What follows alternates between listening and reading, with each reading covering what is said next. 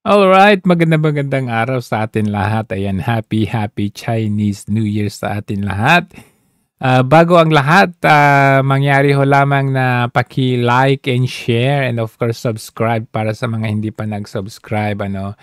Dito, pag-uusapan natin, for a start, ito kasi itong si Marcos Jr. nasa Cebu, no, kahapon at inauguration daw, kuno niya doon sa Mactan Cebu International Airport alternate runway. Pero kung titingnan natin, ito po ay proyekto ni PRRD noong pang-araw. At kung makikita ninyo, ayan po, ayan. President Rodrigo Roa Duterte, ayan, Mactan Cebu International Airport Terminal 2 noong 2018 po yan, di ba? Kakaumpisa 2.5 year pa lang niya at meron na siyang proyektong ganyan. So nakikita natin, itong si Marcos Jr., wala na talagang ibang alam gawin kundi ang baka siguro pinalitan pa ito at nilagay pa yung logo na Bagong Pilipinas dito.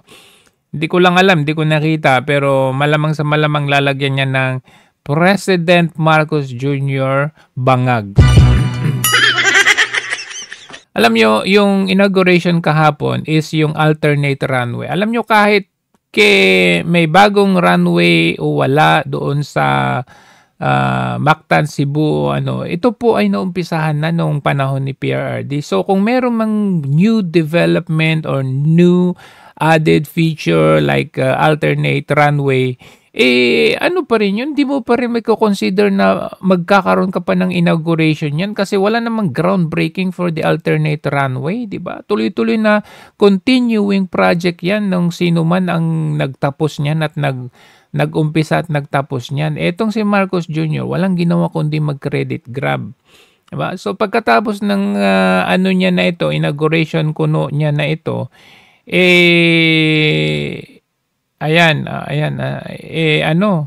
nagsasalita ng kung ano-ano. Ayan. Salamat. Mabuhi ang Cebu. Thank you very much and good afternoon. Sabay pagkatapos niyan, may media interview na siya. Tingnan natin ang kanyang media interview. Sir, on budget lang po, sir. Yes. May we have your reaction dun sa pinay lang po na challenge before the Supreme Court? Aligaga na siya. May anxiety attack ata to. Vic Rodriguez, what do you think of this, sir? Unconstitutional daw yung GAA. Unconstitutional ba bo yung GAA? Well, balik kasi yung sagot Ay tanong. I've read some of the sagot ng the filing, the complaint. Well, the Solgen, of course, Solgen. Buti alam mo na ngayon ibig sabihin ng Solgen. Solgen? The ones who will argue for the government. And he tells me, Solgen Maynard tells me that we are on a solid footing in terms of constitutionality. I don't know why they bothered to file that because napakahirap ng kanilang assertion. Ayan, napatirik ang mata. Why they bothered to file that because napakahirap ng Ayan, tumirik ang mata. Tumirik ang mata kasi nahihirapan ka na. Pag tumirik kasi yung mata mo, hindi mo na alam ano yung nararamdaman mo. Bombarded ka na kasi sa problema, Ano yung problema na yun? Yung mga critics ng taong bayan. Kung sana inaayos mo ang iyong pamumuno, hindi ka magkakaroon ng mga kaliwat kanang batikos ng taong bayan. Ngayon, napapatirik ka na dahil hindi mo na alam kung ano ang gagawin mo. Yun ang katotohanan dyan Tapos sasabihin mo, hindi mo alam kung bakit pa kailangan nila gawin ito. Syempre, unconstitutional May karapatan po ang taong bayan dahil tax po at pera ng taong bayan yan. Wag mong questionin ang taong bayan. Hindi ko maintindihan kung bakit kinakailangan nilang gawin to. Kailangan gawin to. And we're very thankful sa mga kagaya nila na ipinaglalaban ang kaban, pera ng taong bayan kaysa naman mapunta sa inyo. It clearly doesn't Well, anyway, it's not for me to make the argument. We'll let the Soljan make the argument before the Supreme Court, and we're very confident that our case is strong. Pero just in case lang, sir, na pumabor, not Isang tanong pa lang yun isang tanong pa lang yun, hinihingal na siya. Yeah. in favor of the admin, yung decision ng Supreme Court. Sabay lunok eh. Meron po ba tayong contingency? No.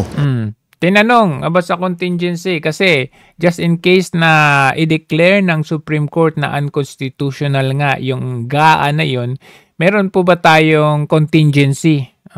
Baga emergency fund. Sabi niya, no. Of the admin, yung decision ng Supreme Court, meron po ba tayong contingency? No. We shut down everything. Pero we shut down everything daw yung contingency. Pero anong sagot ni Amena Pangandaman, yung DBM gabinete niya? Na in case daw, alam mo, yung realignment, kukuha daw sila sa contingency fund. Pero itong si Marcos Jr. parang bata, no, we shut down na kasi, di ba, yun yung gusto niyo, di ba? Ayaw nyo ng ano, di yan ang gusto niyo, ibibigay namin. Wala nang contingency, ayaw nyo, di wag. Parang bata, no? So weak na wala kang strong proposition or strong decision or maybe a little bit of pamamaraan para matugunan ang problema. Halimbawa, na-declare na unconstitutional, tapos sasabihin mo, hindi, walang contingency.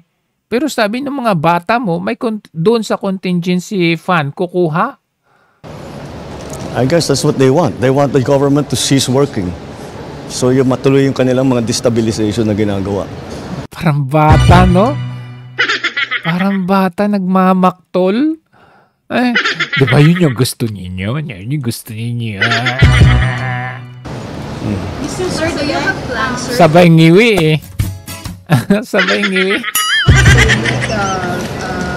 President Trump. Ano? That? Do you have plans to meet with President Trump? Trump? Do you have plans to meet with President Trump? Yes. Yes. Ang tanong, meron bang plan si Trump sa'yo? Amidst the possibility that the U.S. will freeze the aid? May plano ba si Trump na i-meet ka kahit na freeze yung aid na i-freeze ng US yung kanilang aid? The U.S. has frozen aid. But I will meet with President Trump. Na-freeze ka yung aid eh. Paanong meet? Anong i-meet? For what reason? Wala na yung EDCA na yan. Wala na yung Typhoon missile na yan. Because there much that we need to discuss between the U.S. and the Philippines. Alam niyo, i-correlate natin yan yung Typhoon missile na yan mamaya doon sa sagot niya. Kasi, di ba, if i-freeze nga, finreeze na nga ni Donald Trump yung US aid, di ba? Yung aid sa mga iba't ibang bansa. Tapos may pahayag itong si Marcos Jr. mamaya about sa Typhoon. Connect natin yan. In terms of the trade, in terms of defense and security, and now the new policy on immigration. Hindi nga immigration ang pinag-uusapan eh. Ano ka ba?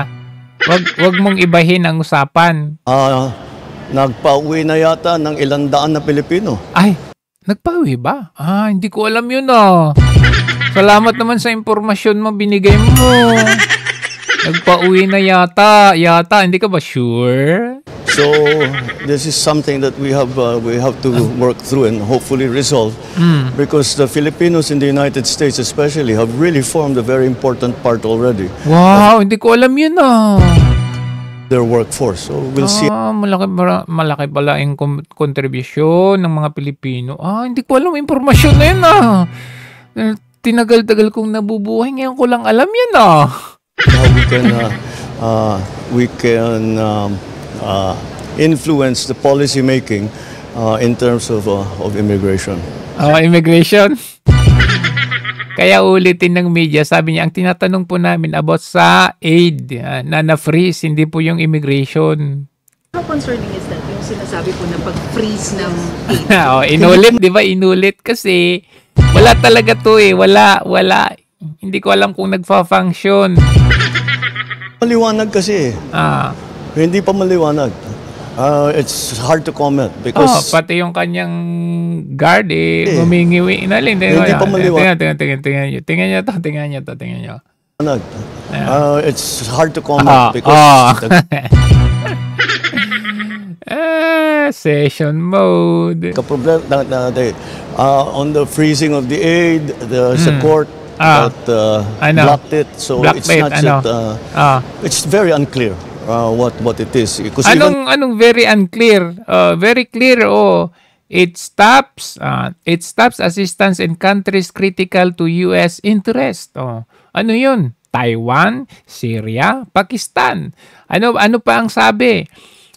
Ito kasi in line na baka mag-create ng dangerous vacuums that China and our adversaries will quickly fill. Ibig sabihin, kaya nila ini-stop yan dahil ayaw ni Donald Trump ang gera. Yun yung number one policy. Ano bang sabi ni Donald Trump? Pag ako yung presidente, I will stop that war. Yung Ukraine-Russia na yan, yung Syria war na yan, yung Gaza-Israel na yan. Yan ang nangyayari. Tension sa Syria, sa Pakistan.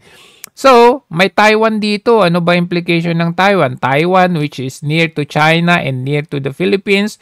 And nagkaroon nga ng EDCA at naka-preposition yung mga gamit ng mga kanu dyan. So, pag nag-stop ng aid, ibig sabihin, kasama ang Pilipinas dyan. Anong very uncertain at hindi ka sigurado? Hindi ka sigurado kasi naka-session ka pa. Ayan. Sige, tuloy natin. The agencies in the US government, hindi nila naintindihan what it means. Hindi nila naintindihan? Baka ikaw. Ano yung tatamaan, saan yung babawasan ang aid fund. So, well, this is what happens. These are the growing. Ngiwi yung nasa likod mong. This is what happens. These are the growing pains of a new administration. Growing pains.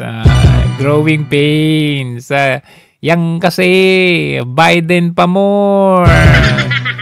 Wala na. Sorry, Trump na tayo. But I'm sure that with time, these policies will crystallize and it will become clearer. And by which time, I will have a chance to visit with President Trump. Talaga? Kailan kaya yun? Asa ka pa, asa. We can discuss it with a better understanding. Better.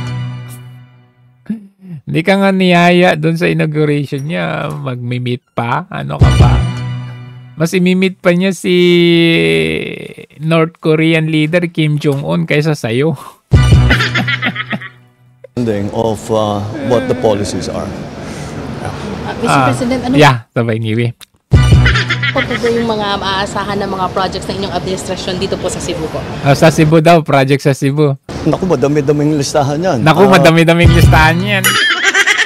Tignan ninyo throughout his answers about sa Cebu project. Wala siyang ma-mention kahit ni isa. Cebu is one of the largest areas for public investments. Wow! Ngayon ko lang alam yan Buti sinabi mo, Cebu is one of the largest areas na pag-invest. Wow! Bagong impormasyon sa akin yan So, it is... Well, we had a discussion in the RDC. There are several major projects in the city. There are several major projects. Name one. At least one. Name one. The province, both in terms of connectivity. Connectivity. Ano sa connectivity? Kahit isa lang. Connectivity. In terms ng pag-usapan pa namin sa agri. Agri? Program na ibubuo para matulungan ng gobyerno. Napapatirik na yung mata mo. Napapatirik mata mo na naman. Ang hirap ba? National government para sa pagbaba ng presyo ng bigas. Bigas. Nako, number one na budol yung bigas na yan. Marami kaming napag-usapan. Marami napag-usapan ni isa, walang masabi. There's there are Ano? There are several infrastructure projects that are ongoing. Ano nga? And dito mga Sabi niya, hirap na hirap eh. Even identify just one, hirap na. malaki kasi ang Malaki daw. Cebu tends to take on the smaller projects. The province ang probinsya gumagawa. So Probinsya pala gumagawa eh. Ano silbi mo? lahat ng pumupunta sa Cebu, karamihan ng pumupunta sa Cebu na project are very significant at saka Significant! legacy projects na Legacy? Baka legacy ni Duterte. na priority ng national government sa Priority? socio-economic plan. Yeah. Sir, All right? Yeah. reaction mo lang po sa manifestong support among Cebu local leaders po? Well, it wasn't just Cebu. It was Region 6, 7, and 8. At talagang napakalaking bagay para sa atin. Because you remember, I ran under the flag of unity. Uniteam Budol. And we have seen, and I think this is something that the local governments immediately recognize that we can really get very much done pagka talagang sabay-sabay nagtatrabaho. Dan, ayuda. Pagka nag-aaway, naglalaban, kinokontra, sabihin mo yan sa sarili mo. Kasi originally talaga uniteam ka, 'di ba? Co-led yan by Sara Duterte. Ano ba yun ang inaasahan? Magkaisa ang gobyerno. Kasi merong Marcos at merong Duterte. Ang alam ng taong bayan, dahil ang magiging president at magiging vice president ay magkaisa, okay, magkatropa, kaya ibinoto ang ticket ng uniteam. Pero pagkatapos manalo, anong ginawa nyo? Hindi nga ninyo in-include si VP Sara doon sa meetings ng National Security Council. Noong una pa lang, never yung isinama. Tapos hindi mo binigay yung gusto niya na cabinet bilang DND. Kumbaga, nawala yung hope na magkasundo ang president at vice president hanggang sa inaway ng asawa mo, inaway ni Tambaluslos, nagkaaway na't lahat. So ano nangyari ngayon? Isa kang malaking budol. Harang, naghahanap ng Kaya sabihin mo yan sa sarili mo. para harangin, para lang maka political points. Hindi yung harang at political points kasi meron po kaming mga points at meron kaming mga punto at meron kaming mga pinagbabasehan. Hindi po kami lang basta political destabilization. It's not about that. Kahit tanggalin mo yung political na yan. Siyempre, panahon ng kampanya ngayon. But regardless, if you set that aside, meron talaga kaming pinagbabasehan. Yung BICAM na yan, may pruweba kami na tainted na yun kasi blanco nga naman talaga sa BICAM report. So, hindi po yun basta pangaharang lang or political lang. Halata naman kahit yung pagdepensa ng mga alipuris mo, halata na aligaga sila, kabado sila. At ikaw nga, tumitirik yung mata mo eh. Walang mangyayari talaga sa atin. So, we should put those attempts to one side and stay together. And this is Stay together? Ang stay together mo, mga makakaliwa, mga rebelde, mga dilawan. This is a big block. This is the Visayas block. And with that, with them as our partners in the national government, there's so much that we can do. And I'm very grateful to all the governors of Region 6, 7, and 8 for their expressions of support. It is a very Malalaman natin yan sa panahon ng eleksyon. Wag lang ninyong dayain. very important part and of our nation building.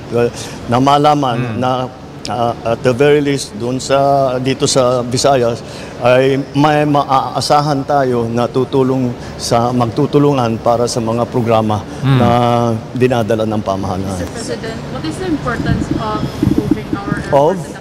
improving our airports in the country po, particularly regional facilities? What is the importance? Tingnan yung reaction niya. our airports in the country po, particularly regional facilities. What is the importance?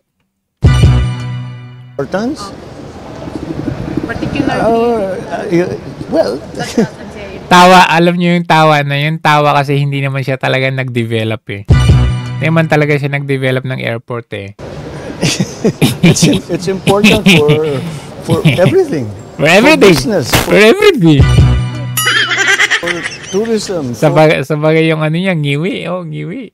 for political diplomacy, for it affects everything. Sabihin mo na lang walang airport. Paano tayo? May Parang ikaw nagpagawa ng airport ah. iwanan tayo ng buong mundo. And if we want to be part, Oh, paano yung naiya? you cannot be part of the global Benta pa more. community and the global economy if you have not that connectivity. So that's what airports serve. But that doesn't only refer to the international contacts and alliances and partnerships that we have, but also for the efficiency of the delivery of public services within the country, for the government, for the different agencies, and for the business community as well. It is top priority ang airport talaga. It always has been. Sir, your comment on the alleged Chinese spies in the country and the opposition of China of the Typhoon missile system? Oh, Nakaw, delikado yung sagot niya dito sa totoo lang. well, I don't understand the comments on the Typhoon missile system. We don't make any comments on their missile systems, and their missile systems are 1,000 times more powerful than what we have. Tanga! Ang laki mong tanga! Grabe ka naman makatanga, Jojo. Hindi, tanga kasi sabi niyo, we don't comment on their missile system and even they're stronger than the blah, blah, blah. Bakit? Saan ba nakalagay yung missile system ng mga China? Ha? Isip-isip din. Saan nilagay? Saan nakalagay ang missile system ng China? Nakalagay ba sa Pilipinas? Nakalagay ba sa Taiwan? Nakalagay ba sa Japan? Nakalagay ba sa iba't ibang bansa? Itong under Biden administration, saan nila pinaglalagay? Sa different countries. Naka-preposition po yung mga yan. The mere fact na inilagay ang iba sa Pilipinas, that is already a recipe for war. Sabi, we don't comment on their missile system. Stronger pa yung missile system. Tanga! So I don't understand. You don't understand kasi tanga ka talaga. It's let's make a deal with China. Oh, tapos mag-make a deal ka pa. Itong deal mo to, isang mas malaking katangahan at kabubuhan. Sa lahat ng naging presidente, isang malaking katangahan at kabubuhan. Kasi inaamin mo. Inaamin mo dito. Anong inaamin mo? Sige. Stop claiming our territory. Stop claiming our territory. Exclusive Economic Zone. What does that? What does EEZ mean to you? Kayo na magtuloy. Kayo na magtuloy. Anong stop claiming? Anong stop claiming our territory? Do you even know the meaning of EEZ? Isa kang malaking ta. Stop harassing our fishermen. Stop harassing. Di anong gawin nyo? I-develop ninyo ang mga kagamitan natin at makipagbunuan tayo sa kanila. Ha? Ano ini-spray? Ini-spray kami. Ganun lang tayo? Yung Tariela na yun. Sasabihin man ni Tariela na, hindi man lang tumulong yung China Coast Guard doon sa namatay na fisherman. Tanga din tong si Tariela eh. Nasaan kayo? Akala ko ba nagpapatrol kayo dyan? Akala ko ba nandyan kayo? Kung nandyan kayo, di na-save ninyo sila. Regardless kung nandyan yung CCG, di ba? Takot kayo? At hindi nyo na-rescue yung isisi pa sa mga China? Sa China Coast Guard yung namatay na fisherman na isisi ninyo sa sarili ninyo dahil sa katangahan ninyo, sa kainutilan ninyo. Ganyan talaga kayo mambudol sa Pilipinas, ano? Sabihin pa yung China hindi daw tumulong at hinayaan lang daw mamatay yung Pilipino. Nasaan kayo? Ay, nako. Oh, ano pa? Them have a living. Stop ramming our boats. Stop ramming our boats? Bakit? Bakit kasi luma ang boats natin? Kung malaki yan, di nila basta mararam yan? Stop water cannoning our wala ba tayong water cannon? people. Stop firing lasers at us. And stop your aggressive and coercive behavior. And return the Typhoon missiles. Tanga! Ang sarap sabihan ka talagang tanga kasi tanga ka talaga. Inamin mo na ang purpose ng Typhoon missile para sa kanila. Alam mo yun? Tigilan nyo yan para tanggalin ko na tong Ngayon, kumbaga may hawak kang kutsilyo. Hindi kita sasaksakin basta umalis ka na lang ngayon dyan ngayon. Ang laki mong tanga talaga sa totoo lang. Inamin mo. It has been for 2 years and a half na dinay natin na yung EDCA hindi para sa laban sa China. Tapos itong yung mga Typhoon missile o missile na tinatago-tago pa ninyo talaga. Tapos ngayon sabi mo, stop ramming us, stop claiming our territory, and then I will pull out the Typhoon missile. Ibig sabihin, yung pala ang purpose nun. Tanga! Sobrang tanga mo talaga. Lalo mo pang inilagay sa langanin ang bansang Pilipinas. Alam mo ba na masyadong advanced na ang China ngayon? In fact, mas talo na nga nila ang Amerika ngayon. Bakit? Meron silang drone. Meron silang drone na submarine din. Na pwede lang, yung drone nila pwedeng lumipad at the same time pwedeng mag-transform, pwedeng pumunta ilalim ng dagat as submarine. May ganun ba ang Amerika? Wala! In terms of drones, in terms of stealth, in terms of satellite, in terms of defense, nag-iisip ka ba, Mr. Marcos Jr.? Sabi mo nga pag nag-umpugan itong dalawang malalaking bato ang bansa na ito, kawawa tayo, sabi mo nung kampanya, pero ngayon, you are challenging them as if nababakapan tayo ng Amerika. Na-stop na ngayon yung aid, yung na-freeze na. And it has been in the history of the Americans na if they start war, they can leave you anytime. What happened in Afghanistan? Nag-pull out sila nung 2021. O ano nangyari doon sa mga taga-Afghanistan na people? Naiwanan sila doon. O kawawa sila sa kamay ng mga Taliban. Ganun din sa Syrian war. Ganun din. Basta-basta nagpo-pull out at any rate, at any given time, magpo-pull out yung mga yan. Kahit sabihin na natin sa una, nandyan sila. Tapos mamaya, sasabihin? I shall return? Nung I shall return tayo, anong pumalit? Ang tanga mo talaga sa totoo lang. Tigil nila yung ginagawa nila, babalik ko lahat yan. Tigil nila lahat ng ginagawa nila, babalik ko lahat yan. Ibig sabihin, tirik ang mata mo talaga. Sa katangahan mo. Diyos may marimar tong Marcos Jr. na to.